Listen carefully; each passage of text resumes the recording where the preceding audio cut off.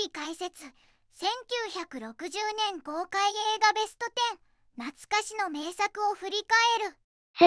1960年って、映画史に残る名作がたくさん公開された年なんだよね。その通り。最高に、ベンハー、そしてアパートの鍵貸しますなんかも公開された年だ。いろんなジャンルで革新が起きた時代だったんだぜ。へえ、そんな名作がたくさん。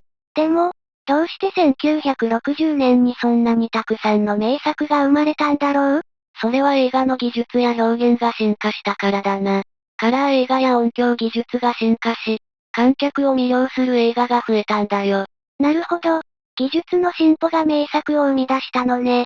でも、どんな映画がランクインしてるの？今日は1960年公開の映画ベスト10を紹介するぜ。これらの映画が映画業界に与えた影響は大きくて、今でも見る価値がある作品ばかりだ。わあ、どんな映画が入ってるのか楽しみだな。早速、10位から発表していくんだよね。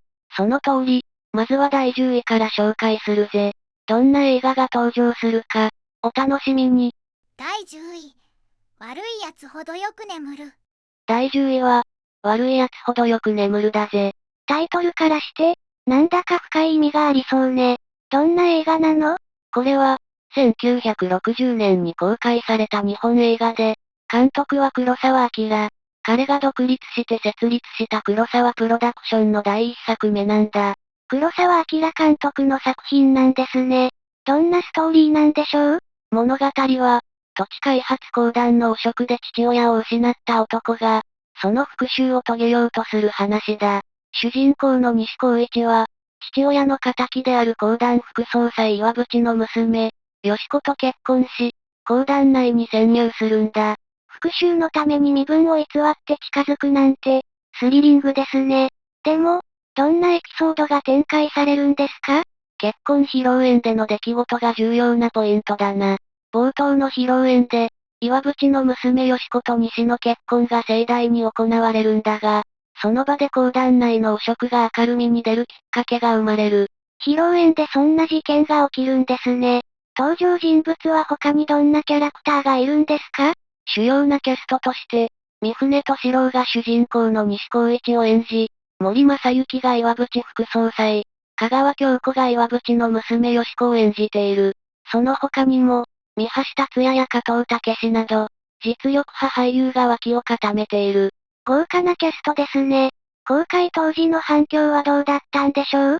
社会派ドラマとして高い評価を受けたが、一方でストーリーが難解だとか、テンポが遅いといった意見もあった。でも、前編を通して社会の腐敗を鋭く描き、見る者に強い印象を残す作品だった。なるほど。悪い奴ほどよく眠るは、ただの復讐劇ではなく、社会の問題点を浮き彫りにした深い作品なんですね。その通りだ。今見ても色褪せないテーマ性と、緊張感あふれるストーリー展開が魅力の作品だぜ。第9位。アラモ。第9位は、アラモだぜ。アラモって、あの有名な戦いのことよね？どんな映画なの？そうだな。アラモは1960年に公開されたアメリカの西部劇映画で、アラモの戦いを描いているんだ。監督はジョン・ウェインが務め、彼自身も主演している。アラモの戦いって、テキサスで起きた戦いだよね？西部劇の中でも特に有名な事件よね。その通り、アラモの戦いは1836年、テキサス革命の一環として起きた戦闘で、メキシコ軍に対してテキサスの兵士たちが必死に抵抗したんだ。映画では、この戦いを壮大に描いている。どんなストーリーなの？映画としてどういう展開になるの？映画はアラモの要塞に立てこもったテキサス兵士たちの奮闘を描いている。ジョン・ウェイン演じるダビ・クロケットや、他のリーダーたちが集まって、メキシコ軍の圧倒的な数に対して必死に戦う様子が描かれるんだ。すごく熱い戦いの映画なのね。どんなエピソードが印象に残るの？一番の見どころは、兵士たちが絶望的な状況でも戦い抜くシーンだな。特に、クロケットが部隊をまとめるシーンや、最後の壮絶な戦闘は感動的だ。そうなんだ。ジョン・ウェインの演技はどうだったの？ジョン・ウェインは映画の中で、ただの西部劇のヒーローとしてだけではなく、戦士としての苦悩や決意を見せて、すごく深みのあるキャラクターになっているんだ。それはすごい。ジョン・ウェインが演じたからこそ、映画の重みが増したんだろうね。まさにその通りだ。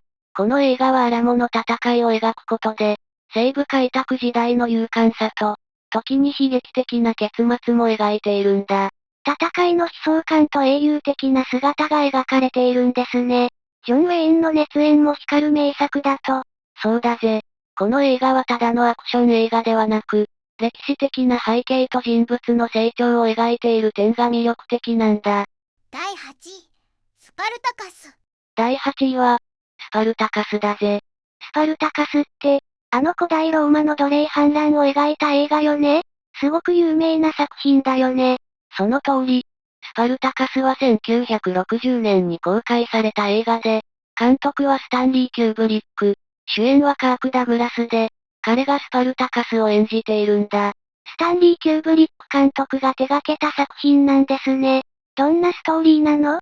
物語は、古代ローマで実際に起きたスパルタカスの奴隷反乱を描いている。スパルタカスは、ローマの奴隷として働かされていたが、奴隷としての過酷な生活に反発し、最終的には自由を求めて立ち上がるんだ。奴隷としての過酷な生活に耐えかねて反乱を起こすというのは、すごく感情的なストーリーですね。でも、どうやって反乱が広がったの？スパルタカスは、他の奴隷たちを率いて反乱を起こし、最初はローマ軍を打ち破るが、次第にローマの支配層との壮絶な戦いが続くんだ。映画では、その戦闘の中でスパルタカスがどれだけ多くの人々を巻き込んで戦い、理想に向かって進んでいく様子が描かれている。スパルタカスが指導者として成長していく姿が描かれているんですね。登場人物は他にどんなキャラクターがいるんですか？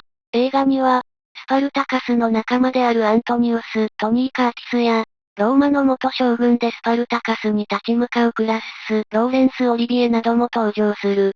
特にクラッスとの対立が映画を盛り上げているんだ。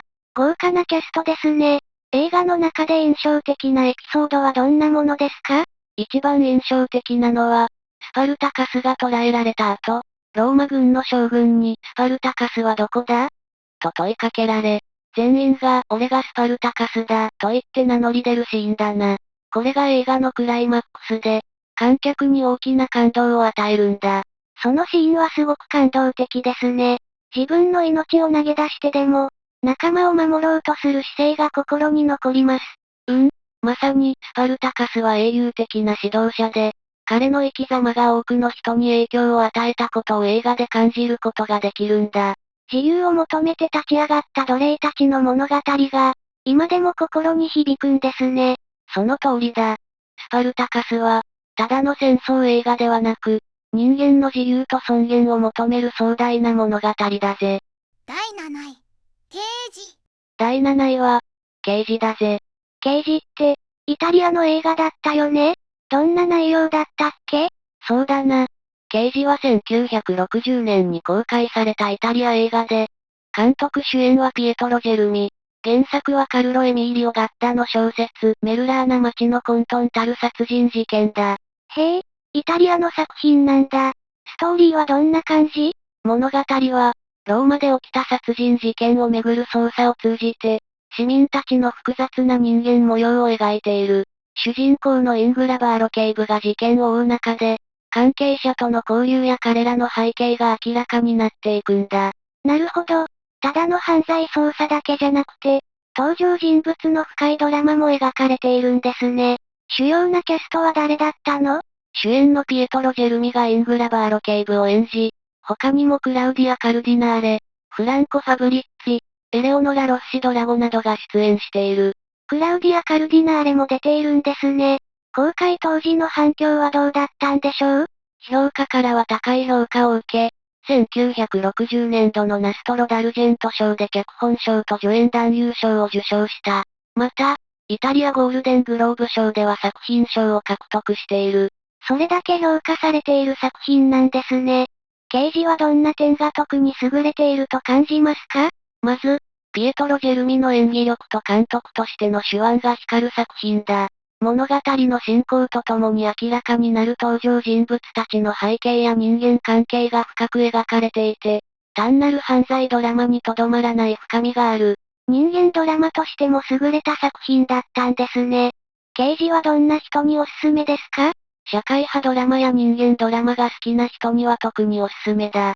イタリア映画の深い味わいを感じられる作品だから、ぜひ見てみてほしい。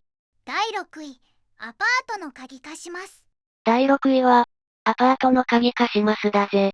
アパートの鍵貸しますって、確かアメリカの映画で、コメディ映画だよね？その通り、1960年に公開されたアメリカのロマンティックコメディ映画だ。監督はビリー・ワイルダーで、主演はジャック・レモンとシャーリー・マクレーンが務めている。ジャック・レモンとシャーリー・マクレーンが主演って、すごく豪華なキャストね。どんなストーリーなの？映画は、ジャック・レモン演じるバクスターが、会社の上司に気に入られたくて、自分のアパートを上司に貸すことになるんだ。だが、上司がそのアパートを使う際、そこにはシャーリー・マクレーン演じる女性が関わることになり、物事は予期せぬ方向へ進んでいくんだ。アパートの貸し借りがきっかけで、いろんな人間関係が複雑になっていくんですね。その映画の魅力はどこにあるんですか？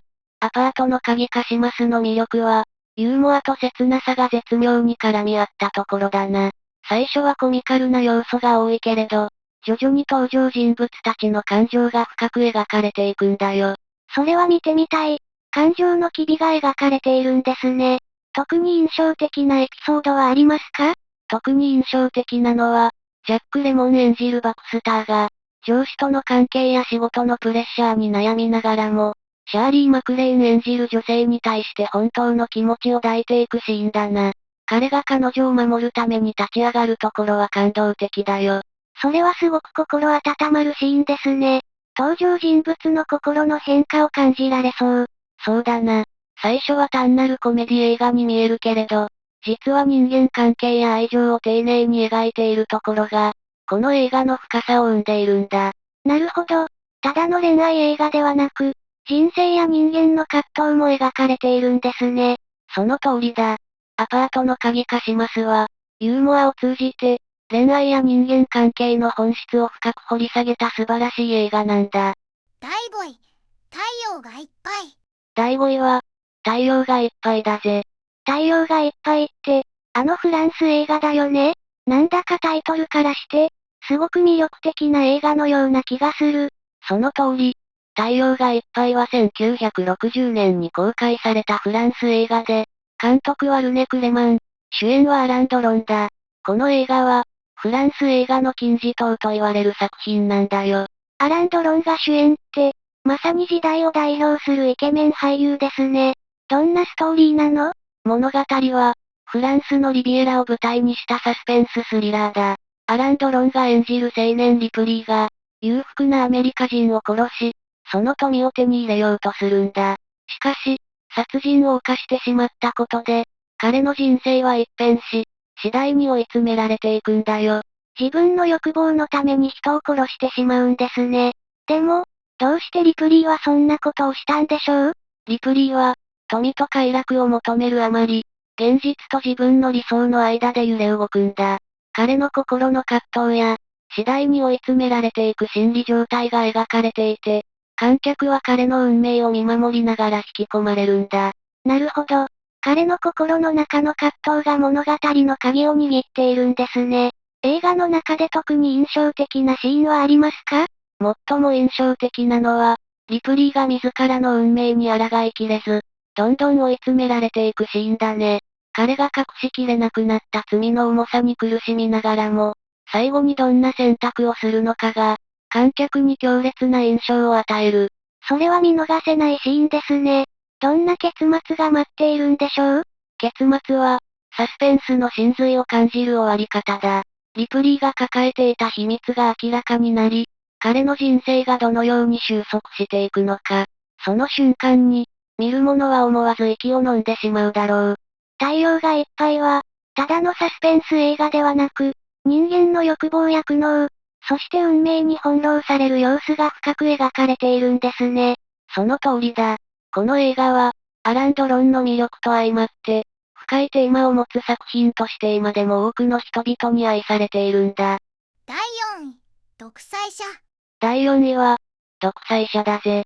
独裁者って、チャップリンの映画だよね。あの映画が第4位に入るなんて、すごくインパクトがある。その通り。独裁者は1940年にアメリカで公開されたチャールズ・チャップリン監督主演の映画で、サイレント映画時代からトーキー映画への移行期に作られた作品だ。この映画は、チャップリンの政治的メッセージとユーモアが見事に融合した作品なんだ。なるほど。チャップリンはその時代の社会的政治的な問題をユーモアで描くことが得意だったんですね。独裁者はどういうストーリーなんですか？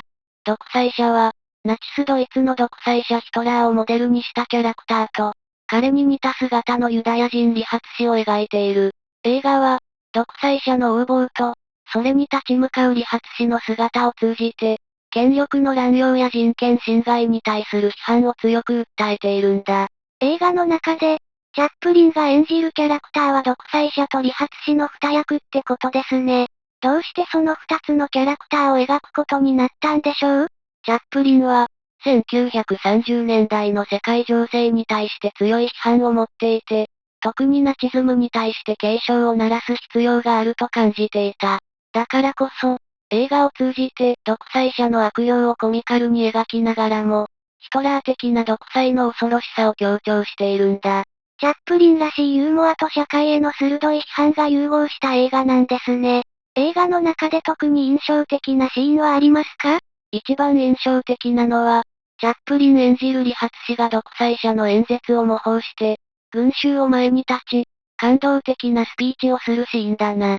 このシーンは、映画の中で最も感動的で、チャップリンが観客に強く訴えかける瞬間でもある。そのシーンは本当に感動的ですね。チャップリンはコメディだけではなく、社会的なメッセージを映画に込めることで、映画が持つ力を最大限に発揮したんですね。その通りだ。この映画は、単なる政治風刺にとどまらず、人間の自由と平等を訴える普遍的なメッセージが込められているんだ。第3位、勝手にしやがれ。第3位は、勝手にしやがれだぜ。勝手にしやがれって、あのジャン・リュック・ゴダールのフランス映画ですね。確か、フランス・ヌーベルバーグの代表作だったよね。その通り。勝手にしやがれは1960年に公開された映画で、監督はジャン・リュック・ゴダール、主演はジャンポール・ベルモンドとジーン・セバーグで、この映画はヌーベルバーグ運動の中でも特に重要な作品なんだ。ヌーベルバーグって、映画のスタイルがすごく革新的だったんですよね。勝手にしやがれは、どんなストーリーなんですか？物語は、ジャンポール・ベルモンド演じるミシェルが、アメリカの映画を真似て犯罪を繰り返す男の物語だ。彼は警察から逃げながら、恋人のパトリシア・ジーン・セバーグと一緒に過ごすことを夢見ている。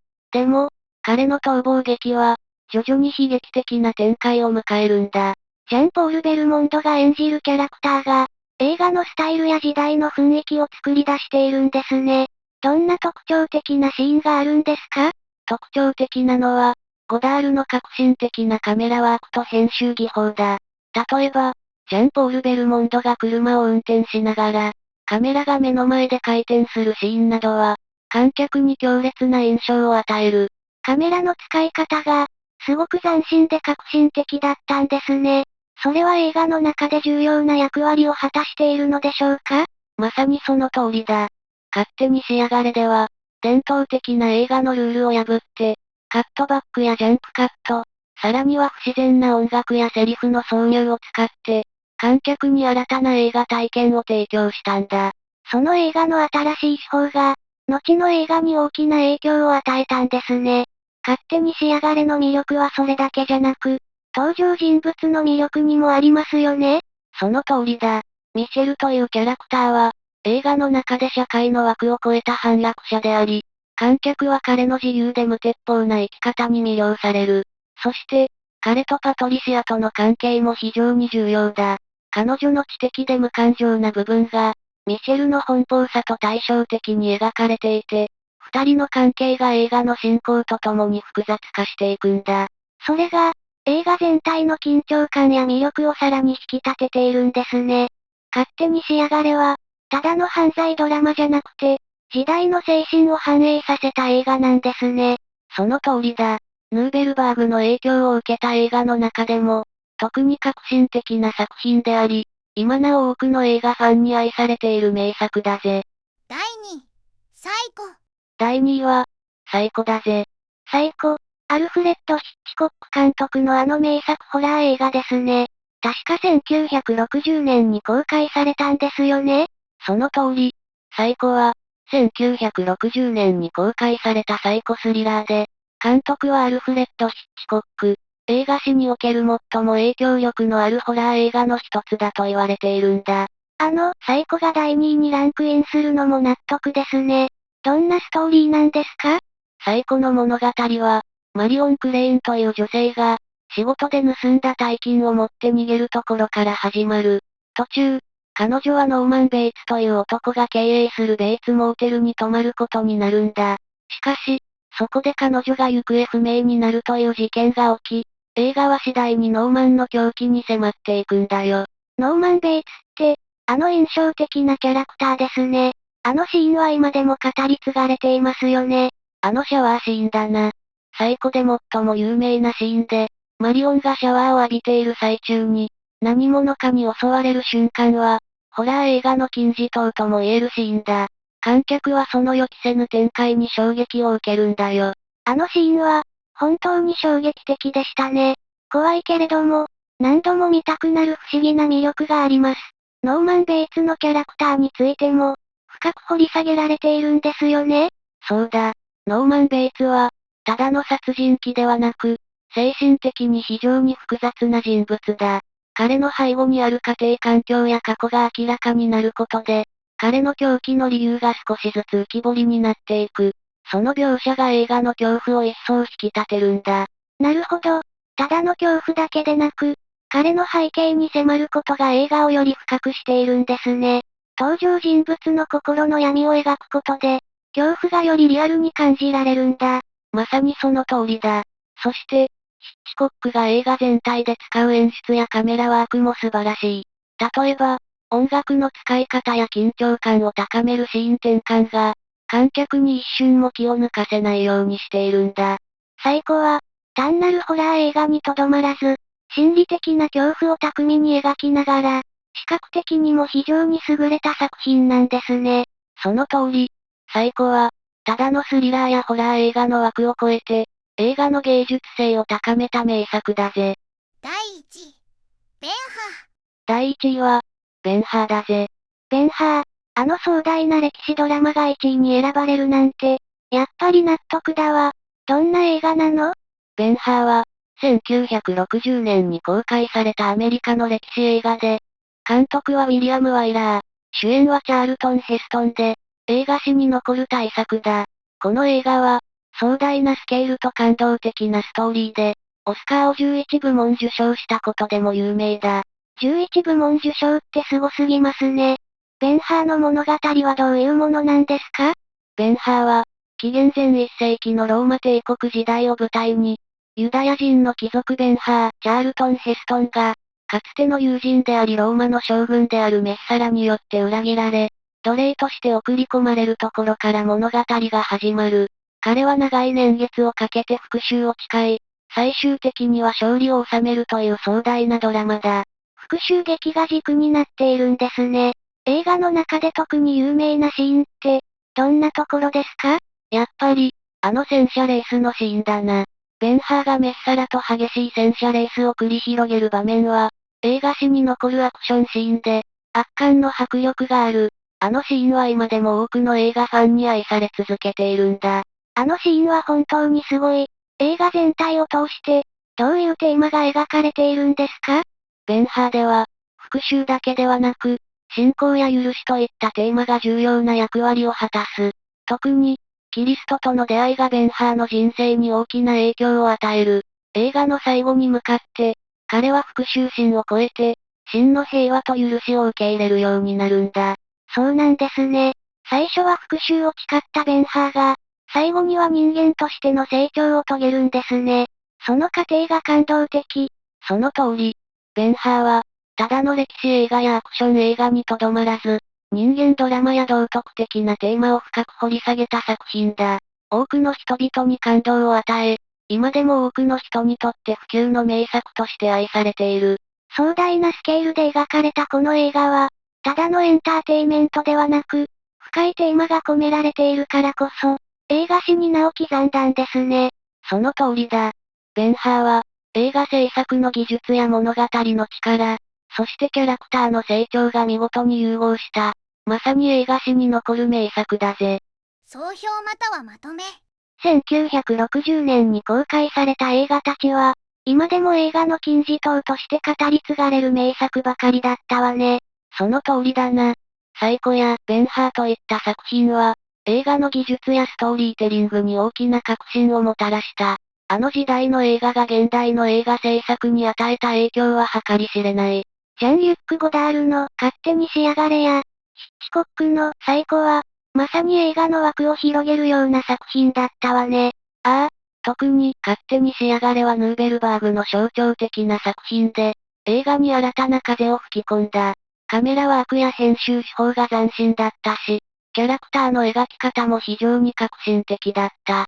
ベンハーやアラモのような壮大な歴史ドラマも、映画史における金字塔だわ。ああいった大作は、映画のスケール感を再認識させてくれる。そうだな。どの作品も、単なるエンターテイメントにとどまらず、深いメッセージを観客に伝える力があった。そして今でも多くの映画ファンに愛され続けているんだ。それだけ時を超えても色褪せない魅力を持っているってことね。最後までご視聴いただきありがとうございました。これからも役立つ情報をお届けいたしますので、チャンネル登録と高評価をよろしくお願いします。コメント欄でご意見や質問もお待ちしています。それではまた次回お会いしましょう。バイバイ。今日も一日良い日で、またね。